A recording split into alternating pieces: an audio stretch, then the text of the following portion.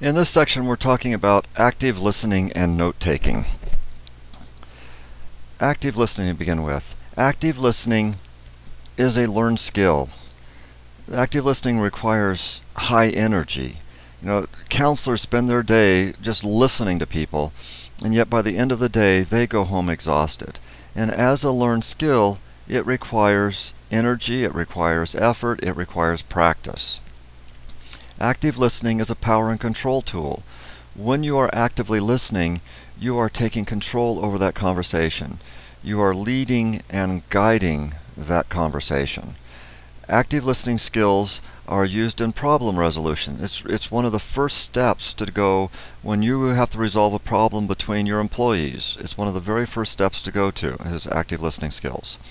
And conflict resolution, active listening is used extensively in sales, where that salesman is leading and guiding that conversation to such an area that you will purchase whatever product they are trying to buy. Powerful skills to learn. Now, active listening is not active talking. If you are actively talking, you are not actively listening. Active listening is getting the other person to open up and talk so that you're leading and guiding their conversation. You're listening to them, getting them to open up and talk. While with active listening, you're leading and guiding that conversation to places that you want it to go to. There's my definition for it. Actually, I borrow this definition from Stephen Covey. Active listening is being able to paraphrase back what the other person said to such an extent that the other person can say, yes, that's what I said. I'm going to say it again. Active listening is being able to paraphrase back what the other person said to such an extent that the other person can say, yes, that's what I said. And you will see this definition again. And I borrowed this definition from Stephen Covey. Yep, the same person who did the 4-grid time management matrix. Best definition for active listening I've came across. Now, if you ever go in for marriage counseling, hope you never have to, but the marriage counselor spends most of their time teaching active listening skills to the couple. Because of our culture, it's typically wife goes first. Wife, what's your issue? Husband, what did your wife just say? It's like, wife, is that what you said? It's not. Okay, husband, try again.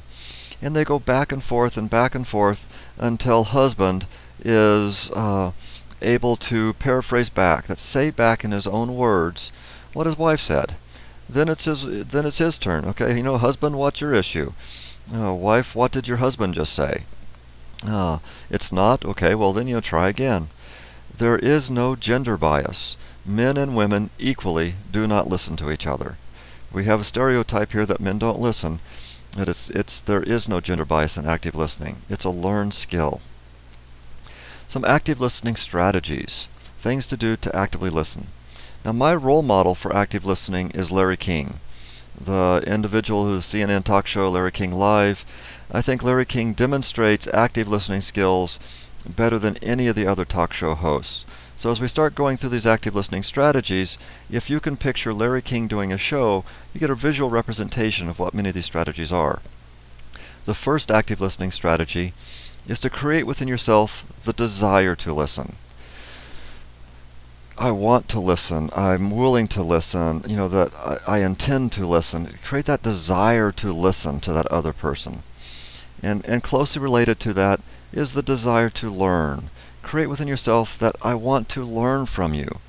These two strategies where it all starts out. Without these strategies, all the other ones just fall away. You need to have the desire to listen and the desire to learn. Each and every person that you talk to can teach you something.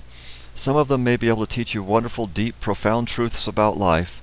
Some of them might just be able to teach you, who their 3rd grade teacher was. But every single person you speak with can teach you something. This strategy, I think, is the most difficult one, and that is to postpone or withhold your judgment. Postpone or withhold your judgment. And this one is hard. It's why we say in our culture that we don't talk about religion and politics, because it's so very difficult to withhold judgment on those two subjects. And you can tell when somebody's judging you in a conversation. And they can tell when you're judging them. And when somebody is judging somebody in a conversation, that conversation either stops altogether, it stays very, very shallow, or it degrades into an argument. And an argument is not actively listening. Next one is to be mindful or to stay focused on that conversation. And it says, our minds drift all the time. Being mindful or staying focused is to keep bringing your mind back to the conversation. Keep bringing your mind back to the conversation. And if you happen to get lost in a daydream, you let your mind drift a little bit and you lost some of the conversation, in active listening, it's okay to just stop the conversation and say, excuse me, I didn't hear what you just said. Could you say it again? And what that's doing is showing respect to that other person, that you care so much about what they say that you don't want to miss anything. And show respect is actually our next active listening strategy. To be respectful. A lot of times this is when you're talking, I'm quiet. When I'm talking, you're quiet. We show respect that way. But also realize that show respect is very culturally bound. How you show respect in one culture might be significantly different than how you show respect in another culture. For example, in some cultures, eye contact is disrespectful. In our culture, eye contact is respectful. Some cultures, even putting your hands in your pocket is showing disrespect. So be aware that this is very, very culturally bound. And observe the nonverbal communication. A lot of the meaning of a conversation comes to the nonverbal communication. Actually, depending on what text you're reading, about 90% of the meaning in our interpersonal communication comes to the nonverbal communication. And that's not lecture, that's not when you're learning something in a lecture aspect, but when you're chatting with your family and your friends, about 90% of that meaning comes through the nonverbal communication that you're receiving. This is why, sarcasm does not work in emails. Our next active listening strategy is to ask questions. Asking questions is the strategy that gives active listening its power and control. That you can lead and guide the conversations where you want it to go to by asking questions.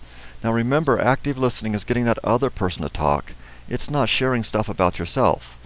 So you can lead the conversation to areas away from you, areas where the other person is interested in, by simply asking questions. Big active listening strategy is to look as if you're listening. In our culture, that's making eye contact, leaning forward, nodding in the right places, grunting in the right places. It's an aspect of showing respect. Now be careful here. This look as if you're listening is not fake listening, but this is actually looking as if you're listening. So it's listening and looking as if you're listening. To reduce distractions. Now this one is very, very important for me, that I get distracted easily. And so I know that if I need to get into a serious conversation, I need to move that conversation to some place that I'm not distracted. If I think the other person is going to be distracted, then I need to move that conversation to some place where the other person is not going to be distracted. So whatever you need to do to reduce the distractions. And finally, this is a reminder to be quiet about yourself. Active listening is getting the other person to open up and talk. We have this real strong tendency to get into what I call, comparing scars.